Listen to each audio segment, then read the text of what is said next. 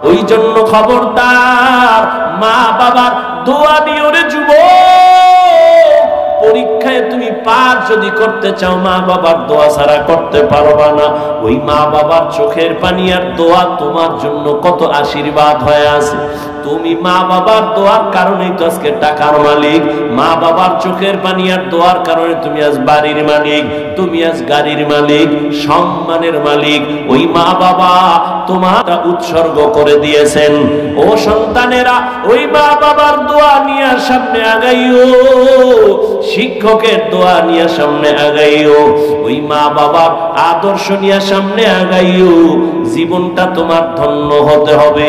ধন্য যদি করতে চাও, আদবলা জিন্দেগি নিয়ে সামনে আগাও।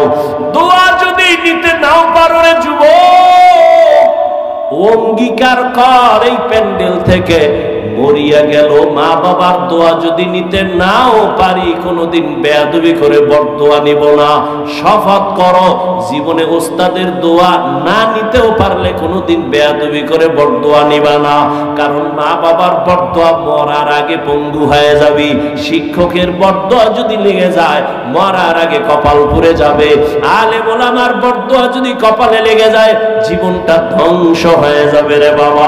ও পর্দার আড়ালের আম্মা জান, আপনার সন্তানকে আদর্শ সন্তান ডাক্তার বানায় যান, আপনার সন্তানকে আদর্শ ইঞ্জিনিয়ার বানায় যান, আদর্শ একজন প্রফেসর বানায় যান। এজন্য আপনার আল্লাহর কাছে দোয়াও করতে হবে, আবার মেহনত করতে হবে। আপনি যদি বুঝাইতেন সন্তানকে, বাবা লেখাপড়া কইরা মানুষ হইও, কোনোদিন মিথ্যা কথা বলবা না, কোনো বড়দের সাথে বেয়াদবিমূলক আচরণ করবা না। একটা সন্তান যতই খারাপ হোক না কেন, মায়ের কথা অন্তরে লাভ